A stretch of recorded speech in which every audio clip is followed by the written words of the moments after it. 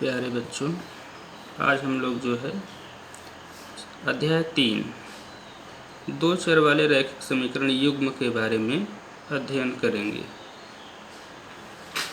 तो कक्षा 9 में आप पढ़ चुके होंगे कि दो चर वाले रैखिक समीकरण क्या होते हैं। जैसा कि आपको चर और अचर के बारे में भी पहले बताया जा चुका है कि वह बीजीय पद जिसका मान जो है बदलता रहता है उसे हम चर कहते हैं। तो हम दो चर ले लेते हैं, एक x और दूसरा y। इन्हीं दो चरों में हम समीकरण को व्यक्त करते हैं। तो जब हम दो चरों x और y में समीकरण को व्यक्त करते हैं तो उसे हम कहते हैं दो चरों में रैखिक समीकरण। तो आइए देखते हैं कि रैखिक समीकरण की क्या परिभाषा होती है। रैखिक समीकरण हम किसे कहते हैं? तो रैखिक समीकरण, हेडिंग है रैखिक समीकरण।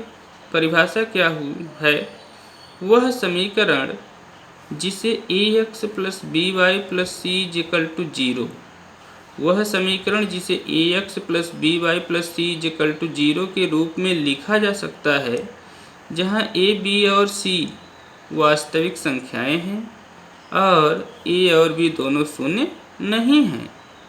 a और b दोनों शून्य नहीं है का तात्पर्य है कि a square plus b square का मान शून्य नहीं है। दो चरों x और y में एक रैखिक समीकरण कहलाता है। बात समझ में आ गई होगी कि दो चरों में रैखिक समीकरण क्या होता है। दो चर x और y में एक रैखिक समीकरण ax plus by plus c is equal to 0 के रूप का होता है, जहाँ a, b और c क्या है? वास्तविक संख्याएं हैं और a और b दोनों शून्य नहीं हैं। तो दो चरों में क्या कहलाता है? एक रैखिक समीकरण कहलाता है। आप जानते होंगे कि ऐसा समीकरण या ऐसे समीकरण का हल, आप जानते होंगे कि ऐसे समीकरण का हल संख्याओं के मानों का एक युग्म होता है। एक x के लिए होता है और दूसरा y के लिए होता है। माने चूंकि दो चर हैं x और y, तो x का भी एक हल होगा और y का भी एक हल होगा। तो संख्याओं का युग्म होगा जिसमें से एक मान x का होगा और दूसरा मान क्या होगा? y का होगा, जो समीकरण के दोनों पक्षों को क्या कर देता है? बराबर कर देता है। तो उदाहरण के लिए आइए एक उदाहरण लेते हैं। उदाहरण के लिए हम एक समीकरण को लेते हैं 2x प्लस 3y बराबर 5। 2x प्लस 3y बराबर 5 के बाएं पक्ष में हम x इज इक्वल टू 1 और y इज इक्वल टू 1 रखते हैं। जब 2x plus 3y is equal to 5 के बाएं पक्ष में x का मान 1 और y का मान 1 रखते हैं तो देखते हैं क्या वैल्यू मिलती है। बायां पक्ष 2 गुणे 1 प्लस 3 गुणे 1, 2 एकम 2 प्लस 3 क्या हो जाएगा? 5, जो समीकरण के दाएं पक्ष के क्या है? बराबर। तो इसका मतलब क्या हुआ कि x इज इक्वल टू 1 और y इज इक्वल टू 1। इस समीकरण 2x plus 3y is equal to 5 का क्या है? एक हल है। लेकिन इसी समीकरण में 2x plus 3y is equal to 5 में ही x का मान 1 और y का मान 2 रखें और रख करके देखें तो बायां पक्ष का मान क्या मिलता है? 2 गुणे 1 प्लस 3 गुणे 2 बराबर क्या मिलेगा? 2 प्लस 6 यानी 8 मिलेगा, जो दाएं पक्ष के बराबर नहीं है।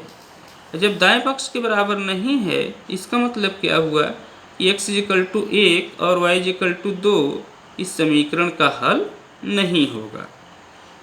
माने कहने का मतलब कि x का मान और y का मान रखने पर, कुछ न कुछ मान रखने पर, यदि वो समीकरण के दाएं पक्ष के मान के बराबर हो जाता है तो x और y का वह मान उस समीकरण का हल कहलाता है, और यदि बराबर नहीं होता है तो हल नहीं कहलाता है। इस प्रकार यह कहा जा सकता है कि बिंदु 1 और 1 समीकरण 2x plus 3y is equal to 5 द्वारा निरूपित रेखा पर स्थित है। माने जो बिंदु समीकरण को क्या किया? संतुष्ट किया, तो वह बिंदु उस रेखा पर या उस समीकरण पर स्थित है, और बिंदु 1, 2 जैसा कि आपने देखा इस पर स्थित नहीं है क्योंकि यह इसको संतुष्ट नहीं किया।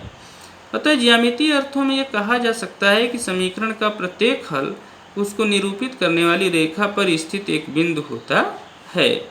इस प्रकार ज्यामितीय अर्थों में यह कहा जा सकता है कि समीकरण का प्रत्येक हल उसको निरूपित करने वाली रेखा पर स्थित एक बिंदु होता है।